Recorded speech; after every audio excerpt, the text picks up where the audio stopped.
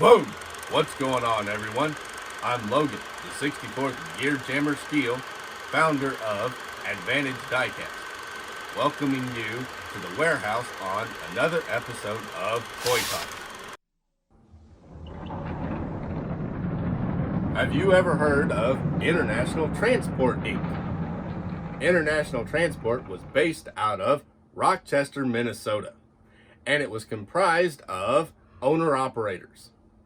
Drivers were required to paint their trucks in the famous yellow and green paint scheme. Their trucks traveled throughout the United States and Canada, hauling all kinds of loads.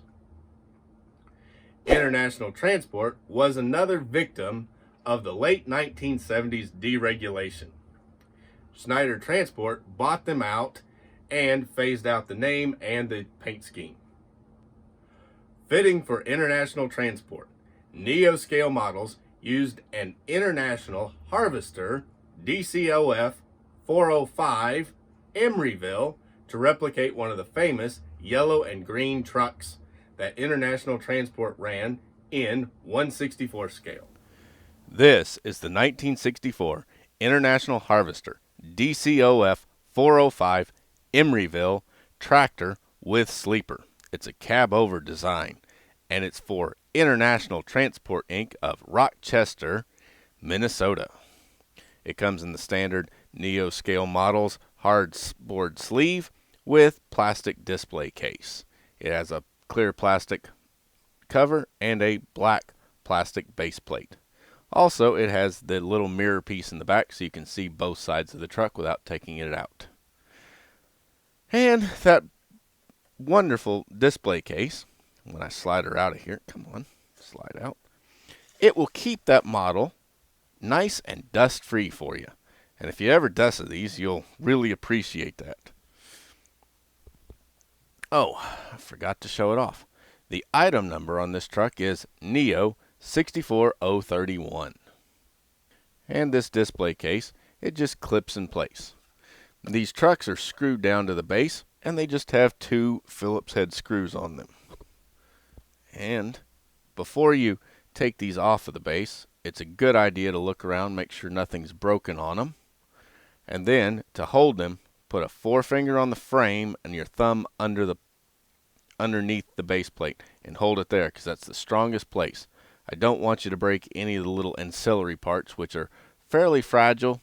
They're more durable than on some of the company's trucks, but they are still fragile, and I don't want you to break them. Even on DCPs, they're easy to break, those mirrors and exhaust stacks. Now, you can see that it just has two Phillips head screws. That's what holds it in place. And just take a little screwdriver. Sometimes they use big screws, sometimes they use little screws. I'm not really sure what the difference is, but that's the way they are. And be careful, don't lose the screws so you can put the truck back in the box if you ever need to move or anything else, because the safest way to transport your trucks is to put them back in the packaging. Now we'll go on and set this guy down and then lift him up. There we go. Also, they do put these little peg things to cover up the screws so you don't see the screws. And I'd like to point out that the base plate says International Harvester DCOF 405 1964. That way you know what truck goes back on the plate. That's a really handy feature. If you get your boxes mixed up, you still know which one goes there, because the screw patterns are not necessarily the same. Now, let's go on and pick this guy up. This tractor is really a popular tractor, and so is International Transport. It was one of the companies that it seems like it should have been done a long time ago by a lot of people, but really wasn't done. It's got 5-spoke Dayton-style wheels all the way around. They have black spokes and silver rims. You can see it has the International Transport yellow and green paint scheme, where it's got the green fenders. Yeah, cab over with fenders, isn't that funny? But it's got the green fenders, the green fuel, the green battery box with the steps hanging off of it, the yellow cab, the green stripe, the International Transport in white and black lettering. Then it's got all of your state required numbers and your ICC numbers, your gross combined weight 76,800, which was standard well until the 70s. Up on the cab, you can also see it has a door handle on the door, and it's got a mirror, and those two pieces are resin, but the grab bar itself is actually a piece of wire that's bent around. Very, very fine piece. The windows on this guy are vacuum formed, and they've got a photo etch piece that goes around them. The wind wing has got silver, and the regular window actually has black paint on it. That's pretty cool. There's a vent window for the sleeper, and then it's got a little truck unit number up there between the door and that vent window. Pretty nice. The frame is black, so is the fuel tank on this guy.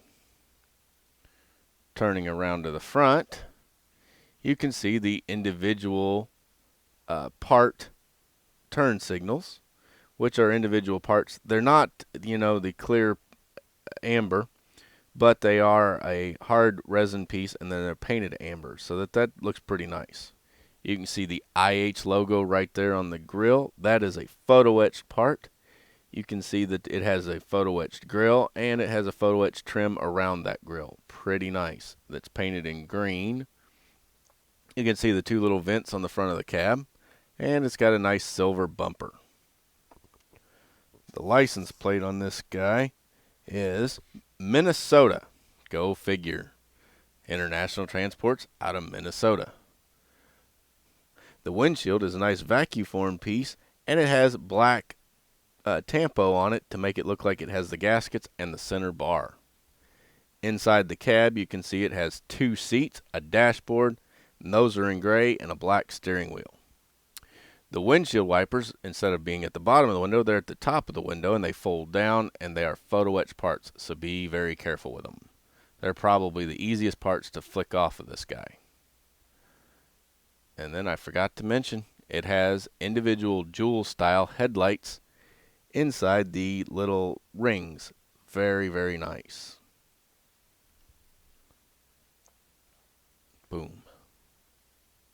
Coming around to the passenger side, very much the same details that were on the driver's side, but on this side you can see it has the single exhaust stack with the muffler, and this one they did detail of actual indentation detail for the heat shield.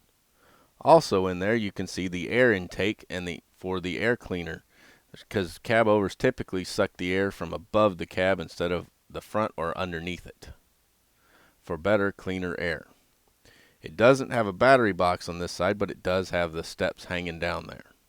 Now when you look up, your steps you climbed up, and then you actually had a little catwalk-like walkway to get up into the cab. In a way, it was probably easier to get into this truck than in most cab overs. And you can see it's got that nice black fuel tank.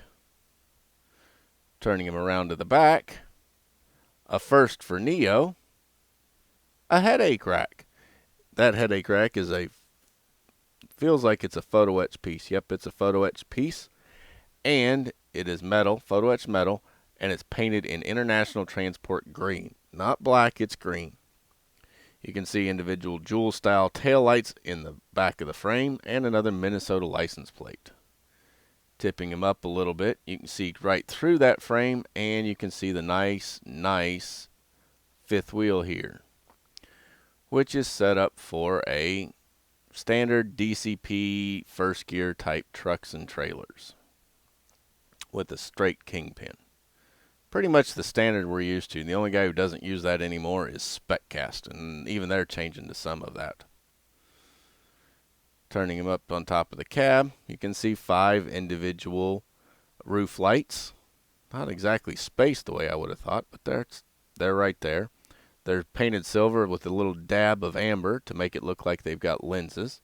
And it's got a single air horn right in the center of the cab. Pretty cool, and that was pretty vintage, but that's the way they really ran them back in the day. Turning them underneath, it rides on resin wheels, and it's got a nice tread on the tires.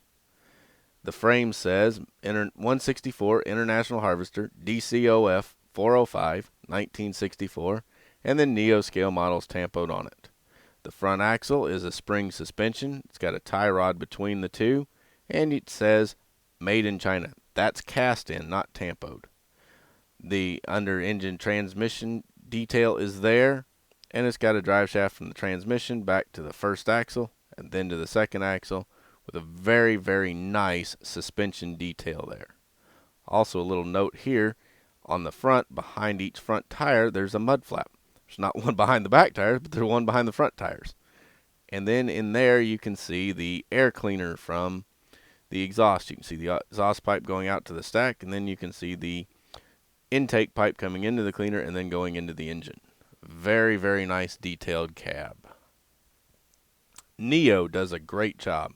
They use die-cast frames for structural strength, which we really, really need in our models. And then they use resin cabs so that they can make very limited runs. So each one of these toolings, they don't run 1,000 times like DCP and First Gear do.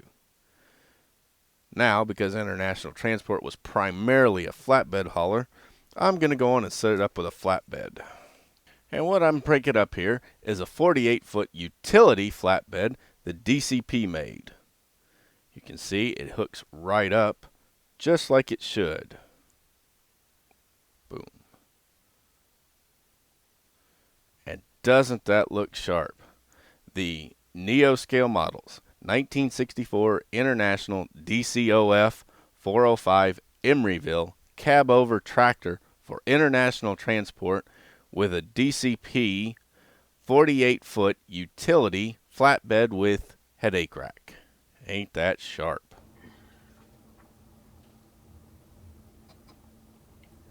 A flatbed trailer is needed to go with this truck, but boy, it sure would look good sitting on a collector shelf or a diorama. I'm thinking a custom 35-foot flatbed would be amazing with this truck. What do you guys think? You can get one of these trucks or other Neo scale models 64 scale trucks at farmtoysandmore.com.